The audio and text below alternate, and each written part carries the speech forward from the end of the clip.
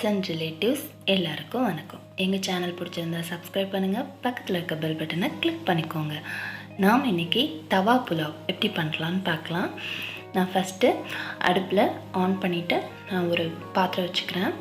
அதில் 1 ஸ்பூன் வெண்ணெய் போட்டுக்கிறேன். உங்கள்கிட்ட நெய் இருந்தாலும் ஓகே, இல்லைனா நார்மல் ரிஃபைண்ட் ஆயில் இருந்தாலும் ஓகே. நான் 1 ஸ்பூன் வெண்ணெயும் 1 ஸ்பூன் ரிஃபைண்ட் ஆயிலும் யூஸ் பண்ணியிருக்கேன். இது குட்டி ஸ்பூனுங்கிறனால நான் இங்கே 2 ஸ்பூன் விட்டுருக்கேன். இப்போ வெண்ணெய் நல்லா உருகினதுக்கப்புறமா பூண்டு நல்லா பொடி பொடியாக நறுக்கி வச்சுருக்கேன். அதையும் நல்லா இதோடு சேர்த்து நல்லா ஃப்ரை பண்ணிக்க போகிறோம்.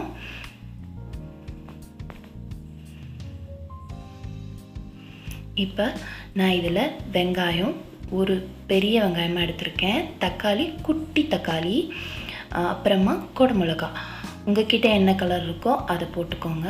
நல்லா இதை ஃபஸ்ட்டு நல்லா வதக்கிக்கோங்க. வெங்காயம் நல்லா கண்ணாடி பதம் வர்ற அளவுக்கு நல்லா வதங்கணும். தக்காளியும் நல்லா வதங்கி இருக்கணும். நீங்கள் முன்னாடியே போட்டு வதக்கும்போது அந்த எண்ணெயில் நல்லா குடமிளகா க்ரன்ச்சியாக இருக்கும். அதுக்காக தான் நம்ம இப்போவே போடுறோம். நீங்கள் இதில் தண்ணி விட்டு சேர்க்க போகிறதில்ல. நான் இங்கே நான்ஸ்டிக் கடாயில் பண்ணியிருக்கனால நான் தண்ணி சேர்க்கலை. நீங்கள் நார்மல் கடாயில் பண்ணுறீங்கன்னா இந்த குடமிளகாயை கடைசியாக சேர்த்துக்கோங்க. அப்புறம் உங்கள்கிட்ட இருக்க வெஜிடபிள் எதுவாக இருந்தாலும் அதோட சேர்த்துக்கோங்க. நான் இங்கே ஒரு பெரிய கேரட்டை குட்டி குட்டியாக கட் பண்ணி எடுத்து வச்சுருக்கேன். கொஞ்சமாக ஒரு 10 பீன்ஸு, கொஞ்சமாக காலிஃப்ளவர், அப்புறம் ஒரு 2-3 இதழ் அளவுக்கு பெரிய இதழாக எடுத்துருக்கிற முட்டைக்கோஸ். இதை நல்லா போட்டு எல்லாமே பொடி பொடியாக கட் பண்ணியிருக்கேன். நல்லா போட்டு வதக்கிக்கோங்க. உங்கள்கிட்ட என்ன காய் இருக்கோ அதை நீங்கள் யூஸ் பண்ணிக்கலாம். இப்போ இந்த காய் நல்லா வேகிறதுக்கு அளவுக்கு நான் கொஞ்சம் உப்பு, கரம் மசாலா தூள் 1 ஸ்பூன் இதையும் நல்லா சேர்த்து பரட்டி விட்டுக்க போகிறேன். இப்போ நான் இங்கே ஒரு பேஸ்ட்டு போடுறேன். இது என்னென்னா, ஒரு 10 வரமிளகாயை நான் ஆல்ரெடி தண்ணியில் ஊற வச்சுட்டு வரமிளகாயும் பூண்டும் ஒன்றா சேர்த்து அரைச்சி எடுத்து வச்சு இதில் போட்டிருக்கேன். அந்த பேஸ்ட்டு தான் நான் இதில் போட்டிருக்கேன். நான் இதில் 2 ஸ்பூன் மட்டும் அந்த பேஸ்ட் நான் சேர்த்துக்கிறேன். இப்போ நான் போட்டது ஜீரகத்தூள் 1 ஸ்பூன் போட்டிருக்கேன். இப்போ அதை நல்லா கலரி விட்டுக்கோங்க.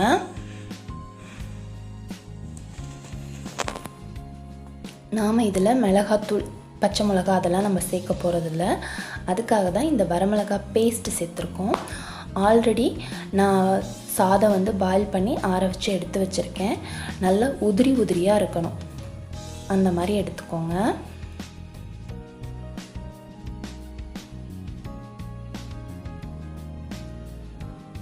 நீங்கள் மீடியமாக ஹாஃப் பாயில் குக் பண்ண அந்த ஒரு 3/4 பதத்துக்கு வெந்த அரிசி கூட நம்ம இதில் சேர்த்துக்கலாம். ஆனால் இது நம்ம குயிக்காக ஒரு 10 நிமிஷத்தில் பண்ண போகிறதுங்கிறனால நான் இது ஆல்ரெடி பாயில் பண்ண அரிசி நல்லா வேக வச்சு எடுத்து வச்சது, ஒன்றோட ஒன்று ஒட்டாமல் உதிரியாக இருக்குது. இப்போ நம்ம அந்த மசாலா ரெடி பண்ணியிருக்கோம் இல்லைங்களா, அது மேலே இந்த சாதத்தை ஒரு லேயர் போல் போட்டுடுங்க. அதுக்கு மேலே பெப்பர் 1 ஸ்பூன், நல்லா ஃப்ரெஷ்ஷாக நீங்கள் க்ரஷ் பண்ண பெப்பராக இருக்கணும். ஆல்ரெடி பெப்பர் பவுடர் வச்சுருந்தீங்கன்னா போடாதீங்க, ஸ்மெல் அந்தளவுக்கு எஃபெக்டிவாக இருக்காது. இப்போ இதை ஒரு 3 நிமிஷம் இல்லைன்னா 5 நிமிஷம் ஸ்லோ ஃப்ளேமில் வச்சுக்கோங்க. அந்த நீங்கள் பண்ண மசாலாவில் கொஞ்சம் தண்ணி ஏது இருந்ததுன்னா மட்டும் 5 நிமிஷம் வைங்க, இல்லைன்னா 2 நிமிஷம் இல்லைன்னா 3 நிமிஷம் இருந்தாலே போதும். இப்போ அதை நல்லா நான் இங்கே 2 நிமிஷம் மட்டும்தான் வச்சு எடுத்திருக்கேன். இப்போ அதை நல்லா கிளறி விட்டுக்க போகிறோம். இப்போ அந்த தவா புலாவ் ரொம்ப சூப்பராக ரெடி ஆயிடுச்சு. நீங்கள் கடைசியாக கொத்தமல்லி இல்லைன்னா புதினா போட்டு இறக்கிக்கோங்க. இது 1 பார்ட் ரெசிபி மாதிரி தான். நீங்கள் குயிக்காக செஞ்சு கொடுத்துடலாம். லஞ்ச் பாக்ஸுக்கு சூப்பராக இருக்கும். ட்ரை பண்ணி பாருங்கள். பிடிச்சிருந்ததுன்னா கமெண்ட் பண்ணுங்கள். எங்கள் சேனலை சப்ஸ்கிரைப் பண்ணிக்கோங்க. இந்த வீடியோவை கடைசி வரைக்கும் பார்த்ததுக்கு ரொம்ப நன்றி.